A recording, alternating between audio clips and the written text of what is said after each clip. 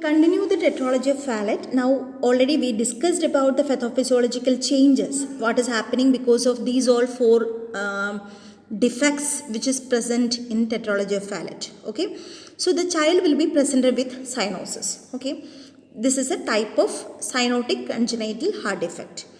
Now we can see how the patient will be presented, thus manifestations or their changes. So the clinical presentation. So even though it is a cyanotic disease condition, the cyanosis is not usually noticed at birth. Okay, there are certain factors which is leading to this particular change, because cyanosis is not usually noticed at birth. The reason for this is child will be less active in the initial few months because there is no locomotion. The child is in a lying down position. Only crying is the major activity which is performed by the child. So that's why cyanosis is not evident, because the oxygen demand will be less in a small newborn or a small infant up to few months. Okay. The second factor which is leading to this cyanosis delay is fetal hemoglobin has more affinity for oxygen than adult hemoglobin. So the child will be born with fetal hemoglobin, and slowly the child will be developing its own adult hemoglobin. So this fetal hemoglobin has an affinity, more affinity towards oxygen, so towards oxygen. So when they are finding any small amount of oxygen, they will be carrying that, and that will be distributed. So because of these two reasons, cyanosis is not usually seen at birth, and slowly when the child is increasing its locomotion activities and other performances in their life, this cyanosis will be noticed. So when the cyanosis of lips and nail buds are present, it is known as blue baby. Okay, that is otherwise known as TET spell, but we can notice the bluish discoloration over the lips and the nail buds. So this will be the presentation of a child with the tetralogy of Fallot. And the other presentations are blue spells. Already we know blue spells. Squatting position. When the child is growing up, the child will be comfortable in sitting in a squatting position as it is shown in the picture. And next one is clubbing of fingers can be seen. Mental retardation, because nervous system requires much amount of oxygen for its growth. So if it is lacking, again it leads to mental retardation. Systolic murmur can be heard, which indicates the abnormal flow of blood. And retarded growth and development. Severe dyspnea on exertion. These are the other manifestations which can be seen along with the blue spells or the cyanotic spells. So now we can see what is hypercyanotic spells or blue spells or TET spells, which is usually seen in a tetralogy of Fallot child. So these are the other names of blue spells, TET spells or hypercyanotic spells. This is very typical of Fallot's tetralogy or tetralogy of Fallot. It is very typical and usually occurs when the child cries or is very active, as when the child wakes up from sleep often occurs in morning. So every time when the child is wake up or when the child is crying, when the child is doing some activity, more activity, during that time the child will be presented with this blue spells. Okay, that is a characteristic of Fallot's tetralogy. So every time, so from morning till evening, the child may not be presenting the cyanotic spells. It will be present especially when the child is more active, when waking up from sleep or feeding, or in that time the child will be having blue spell or the TET spells. Okay, after feeding, defecation or cry, these are some of the important activities or the strenuous activities which the child do during this initial infancy period. So after that there will be blue spells. Okay, so this is a hypercyanotic spell. Face, fingers, everything will be looking like a blue color when the child is crying or when the child is active. So activity, what happens in this condition is when the child is doing one activity, During that time, increased oxygen demand will be there. For the child, increased oxygen demand will be there. Decreased systemic vascular resistance will be there. So when the oxygen demand is increasing and the child is crying, during that time the systemic vascular resistance, that is the left side pressure, will be decreasing, and increased sympathetic activity, which causes increase in the muscular obstruction to the right ventricular outflow of the subvalvular level. So during that time, two things are happening. One is systemic resistance is decreasing, pulmonary stenosis is increasing. So when the pulmonary stenosis is increasing, the blood will be obstructed and it is not leaving the right ventricle to the lungs for purification. Left side pressure is decreasing again. Along with that, there is left side pressure is decreasing. So more amount of right impure blood will be coming to the left side and it is going to the aorta. So impure blood will be circulated and the child will be showing the signs and symptoms of blue spells. Okay. So the clinical manifestations will be acute cyanosis. Suddenly the child will be presenting cyanosis. Hyperapnea, increased respiratory rate, inconsolable crying can be heard. Inconsolable crying will be the hypoxia, which leads to acidosis. So these are some of the manifestations along with blue spells. So during waking up or after activity, this is a normal phenomenon, like the child will be presenting with blue spells. It is normally for all children with TOF, we can see this particular manifestation. The other important manifestation which we discussed is the squatting position. Okay, this is also another typical manifestation of Fallet's tetralogy. Child assumes squatting posture very frequently. When the child is having some difficulty, feeling of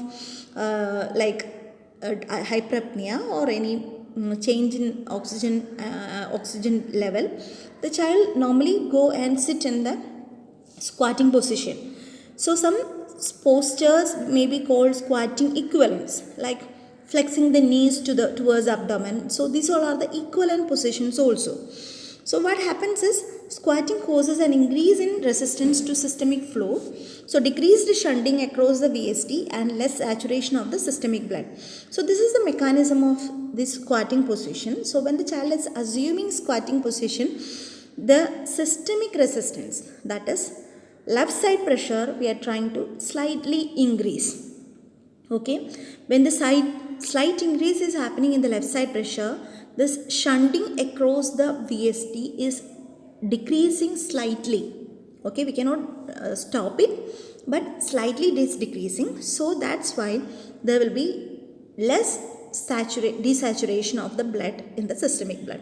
So the more amount of blood which is coming from right to left is decreasing. That is the effect of squatting position in tetralogy of Fallet.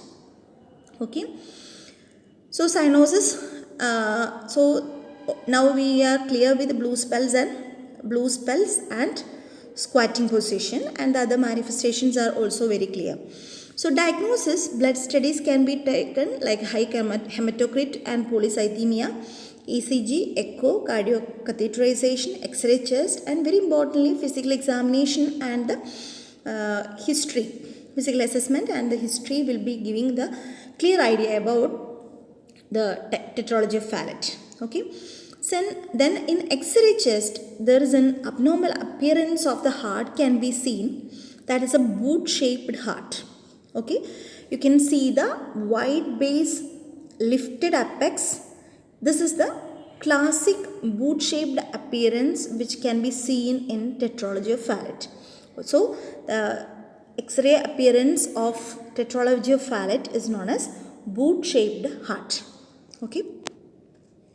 Next is the complications: cerebral thrombosis, brain abscess, infective endocarditis, and congestive cardiac failure. So these are some of the complications of tetralogy of Fallet. So first we can see about the palliative surgery in the management, because it is a very complex defects are present inside the heart, and when the child is born with these defects, it is not easy to take the child immediately after birth for surgery. So we have to wait for some time. So in order to prepare the child for the corrective surgery, we can give the palliative surgery. So palliative surgery is aimed to divert systemic blood into the pulmonary circulation and then thus enhance the pulmonary flow and oxygenation. So here all palliative surgeries aim is to increase the pulmonary blood flow, that is crossing the pulmonary stenosis.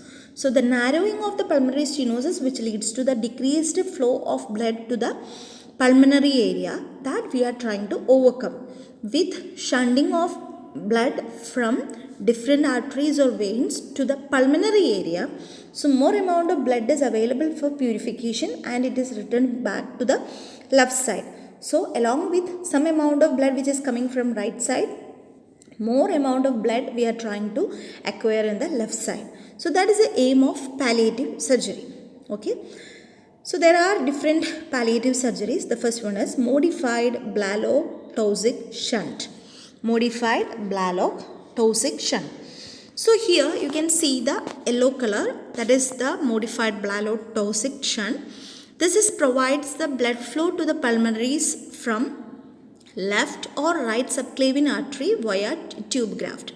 So you can see the picture from the right side, right subclavian artery to the right pulmonary artery, or we can select the left subclavian artery to left pulmonary artery. So from subclavian artery we are trying to shunt some amount of blood into the pulmonary area for purification. So this is the modified Blalock-Taussig shunt. The second palliative surgery is Port's operation. So you can see the Port's operation in the down part. So side to side anastomosis of pulmonary artery with descending aorta. So from descending aorta we are trying to take blood to the pulmonary artery, that is a Port's operation. Side to side anastomosis of pulmonary artery with descending aorta. Okay.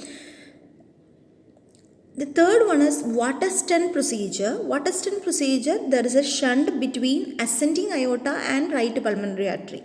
Ascending aorta and the right pulmonary artery, there is a shunting is happening, that is the Waterston procedure. Okay. The next one is Glenn shunt, that is superior vena cava to right pulmonary artery. So we are trying to keep a shunting between superior vena cava from the this is a Glenn shunt, that is from superior vena cava to pulmonary artery, right pulmonary artery we are making a shunt, that is Glenn shunt. Okay. So we have already seen there are 4 palliative surgery very importantly. First one is modified Blalock-Taussig shunt. The second is Port's operation. The third one is Waterston procedure and the last one is Glenn shunt. Okay. The next one is complete repair.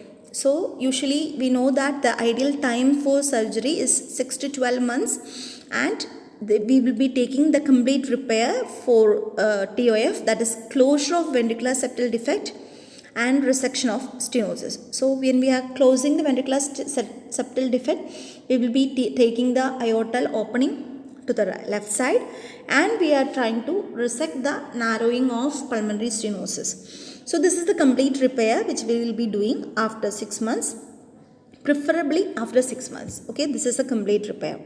So regarding the nursing management, nursing care for blue spells, because every day the child will be crying. When the child is crying, blue spells occurs and it's an immediate emergency. Action is to be done by the parents.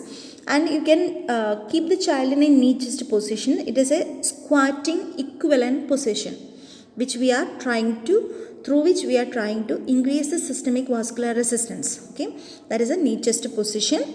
Administer humidified 100% oxygen. Administer morphine because the child will be in a inconsolable crying. So we can administer morphine to some extent. The child will be becoming calm. Use a calm approach. IV fluid replacement for blood volume expansion, and we have to treatment for acidosis can be done and planning for surgery. Because now we cannot proceed with much repeated blue spells, so immediately we have to plan for the surgery. So decreased cardiac workload, we have to decrease the workload, we can provide rest periods, consolidate care can be given, respond to crying, because whenever the child is crying, immediately parents should take care of the baby. When the child is starting crying, it becomes inconsolable and leads to blue spell. So we should prevent the crying in child. So that's very important. And monitor tolerance to feedings like growth and development, we have to monitor, and any malnutrition status we have to correct. And it is a congenital heart defect, it is an anatomical structural defect. So definitive treatment is only with surgery. So we have to prepare the child for an open heart surgery.